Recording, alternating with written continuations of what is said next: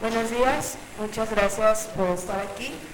Como lo comentó el doctor Juan Carlos, voy a iniciar haciendo la diferencia entre un vértigo central y un vértigo periférico en sala de urgencias. Vamos a recordar los principales síntomas que nos ayudan a decir si puede ser un paciente central o es un paciente que tiene un vértigo periférico. De inicio, el comienzo del vértigo, como lo decía la doctora Calderón, un vértigo periférico casi siempre, o la mayoría de las veces, va a tener un inicio brusco. Un vértigo de origen central tiene un comienzo lento. Los pacientes con alteraciones centrales no nos refieren una sensación de que las cosas giran, más bien refieren una sensación de mareo. Esto quiere decir que están como en un barco, como ya lo mencionaba el doctor, en una lanchita. Un vértigo central no va a tener síntomas vegetativos como es las náuseas, el vómito, diaforesis, etc. La duración casi siempre van a ser un paciente que tiene varios tiempo con vértigo. En algunas circunstancias que veremos más adelante hay vértigos centrales que son de inicio brusco, pero en la mayoría de las ocasiones van a ser con tiempo ya de duración. Su evolución es hacia la progresión. En cambio, en un vértigo periférico es raro que nos llegue un paciente que diga tiene más de una semana con una sensación de giro. La hipoacusia en el vértigo central casi no lo vamos a encontrar, al menos que sea ciertas etiologías que ahorita vemos, y en el vértigo periférico, lo mencionaban al igual en los niños, casi siempre va a haber alguna alteración auditiva. Los pacientes centrales refieren un síntoma importante que es la oscilopsia, y los síntomas que se asocian van a ser neurológicos. En cambio, en un vértigo periférico, la mayoría de las ocasiones son síntomas otológicos. La mayoría de las causas, lo mencionaba ahorita la doctora Calderón, son periféricas. En las causas centrales solamente es el 25% de los pacientes que tenemos por vértigo, y el 80% de ellos va a ser por un evento vascular cerebral de etiología isquémica. Debemos tomar en cuenta que el 80% de los pacientes con un evento vascular cerebral no van a focalizar. ¿Cómo podemos hacer en sala de urgencias una exploración rápida que nos ayude a diferenciar si es un vértigo periférico o es un vértigo central? Con HINS. HINS son 3 pruebas, ahorita vamos a ver una por una, que nos van a orientar y nos van a decir si esa es una etiología central o es una etiología periférica. Ayer en varias ocasiones durante las pláticas hablaban del Head Impulse Test. Esta es una forma de explorar el reflejo vestíbulo ocular. Tenemos un Head Impulse Test positivo si es que observamos una sacada correctiva, la vamos a observar en el video. Ahí está, y está otra vez.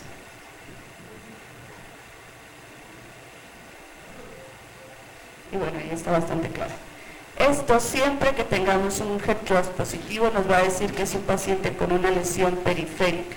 Siempre va a ser una lesión periférica. Esta maniobra fue descrita por Halmagyi y él comenta que se ha convertido en el Babinski de la neurotología. A todos nuestros pacientes debemos hacerle un Head Impulse Test para saber si es algo central o es algo periférico. Como comentamos, con esta maniobra exploramos reflejo vestíbulo ocular. Sabemos que el propósito de este reflejo es mantener fogueado un objeto mientras nuestra cabeza gira, ya sea derecha o izquierda, para que no perdamos el equilibrio. Y bueno, sabemos que hay conexiones que van vías centrales hasta músculos extraoculares, que es lo que nos permite que al hacer movimiento cefálico haya un movimiento ocular compensatorio también. La segunda parte del HINS es el nistagmo. Debemos de diferenciar cuando es un nistagmo central a un nistagmo periférico. Sabemos que uno periférico tiene latencia, se va a fatigar, casi la mayoría de las veces va a ser horizontal, puede tener componentes torsionales, como lo comentaba la doctora Ivonne, por ejemplo, un vértigo postural, pero es muy importante saber que no va a cambiar su dirección. En cambio, un nistagmo central va a cambiar de dirección, no tiene latencia y la mayoría de las ocasiones no se va a fatigar, más bien no se fatiga. Aquí tenemos este es un nistagmus central, no se ve, no sé si lo alcancen a ver, pero es un downbeat, bate hacia abajo en todas sus direcciones, creo que ahí está bastante claro.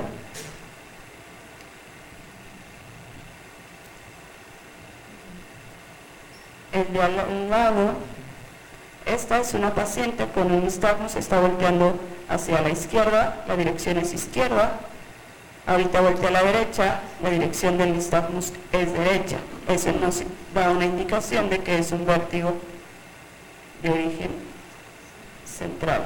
De este lado tenemos uno periférico, la paciente voltea hacia la izquierda, el ojo bate hacia la izquierda, voltea a la derecha, pero el ojo sigue batiendo hacia la izquierda. Ese es un nistagmus periférico. La tercera prueba es el test de skew desviation. Aquí vamos a pedirle a nuestro paciente que vea fijamente al centro. Nosotros vamos con un oclusor o con la mano a cubrir uno de sus ojos y vamos a observar si es que hay alguna desviación del globo ocular. Ahí está. Aquí vamos a observar que hay una ligera desviación. Ese es un test skew desviation positivo y nos indica que hay una patología central. Bueno, ¿cuál es para decir que es un paciente que tiene un vértigo central? El head impulse test comentamos que es patognomónico de patología periférica, entonces va a estar normal. Vamos a tener un nistagmus con características centrales, cambia de dirección, hay nistagmus, ahí lo mencionaba la doctora Kyoko, que nos hablan de lugares específicos como nistagmus de rebote, que nos dice que es cerebelo el que está afectado, etcétera. No se va a fatigar y no va a tener latencia. En el cover test vamos a ver un movimiento ocular, una refijación. Este es un video.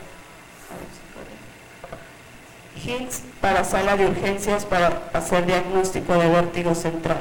Vamos a forma de recordatorio. Este es el nistagmo.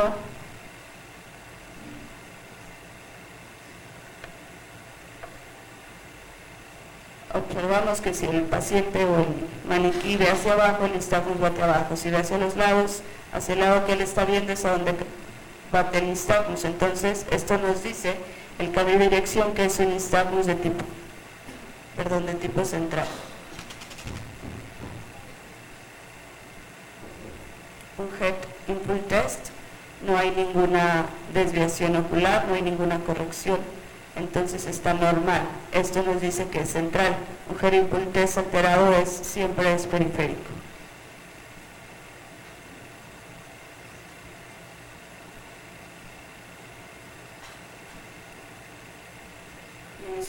Skew desviation positivo, que recordemos que también nos habla de una patología central.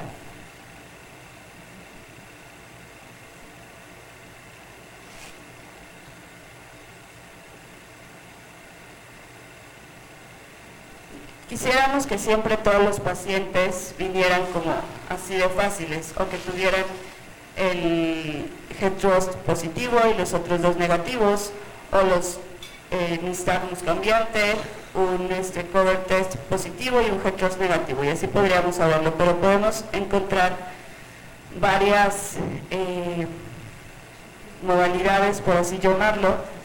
El primero, bueno, claramente es periférico, un head impulse test anormal, o esto simplemente lo hace periférico. Un nistagmus unidireccional y un test skew desviation negativo nos dice que es una patología periférica.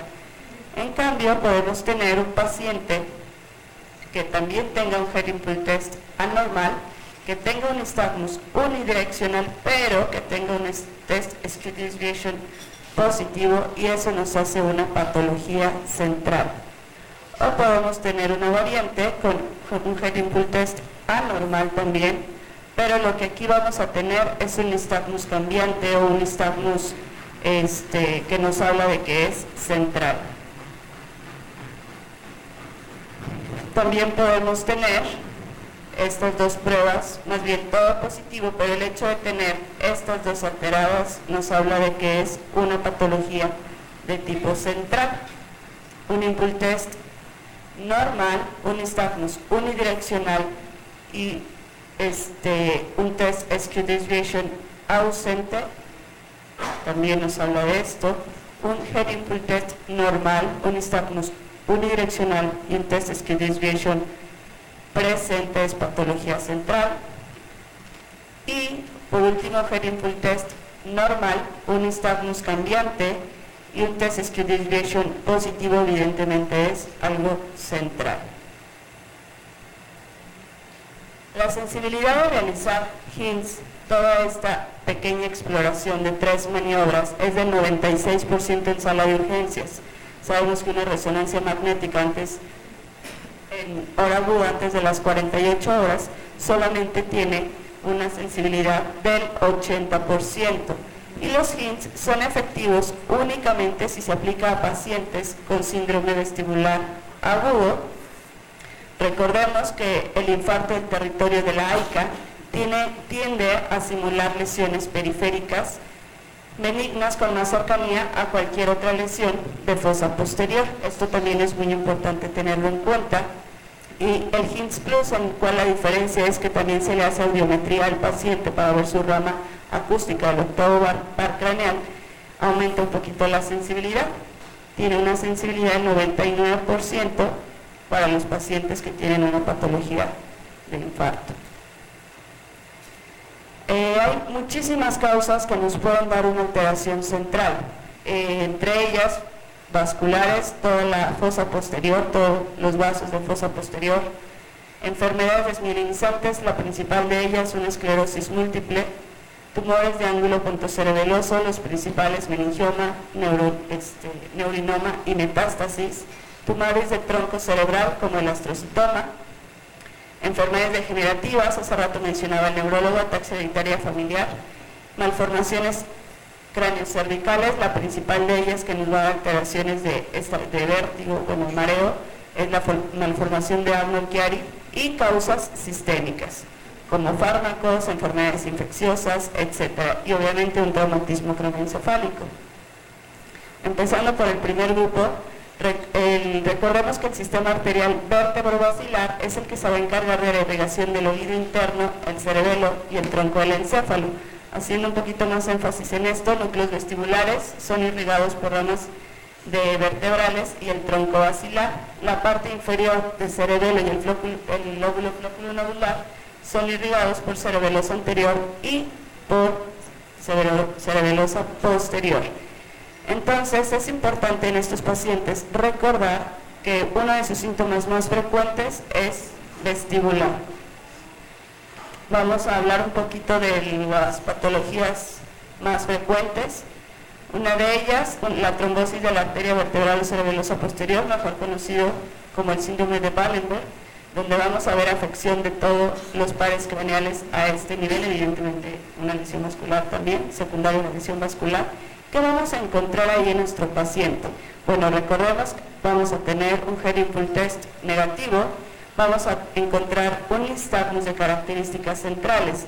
Cuando hay una lesión caudal de la raíz, va a ir el nistagmus hacia el lado de la lesión, cuando hacia la parte que está afectada, y cuando está esa alteración vascular cerca de la línea media, va a ir el nistagmus hacia el lado opuesto, pero va a tener características centrales.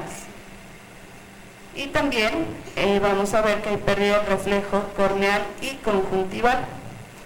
A nivel ipsilateralmente a la lesión va a haber pérdida de la coordinación del hemicuerpo, va a haber pérdida del dolor, temperatura y también a la sensibilidad profunda, y del lado contralateral a la lesión va a conservar la sensibilidad al tacto.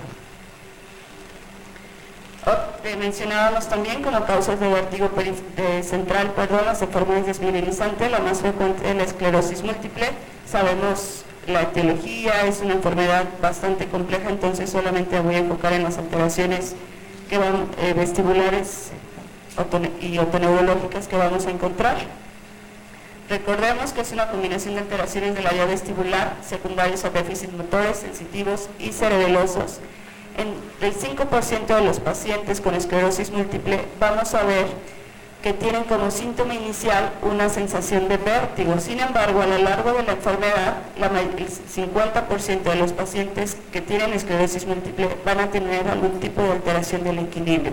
El vértigo de ellos puede ser espontáneo o posicional, y también es importante mencionar que van a cursar con oscilopsia secundaria a la interferencia que produce las mismas placas de la lesión sobre las vías vestibulares, visuales y propioceptivas.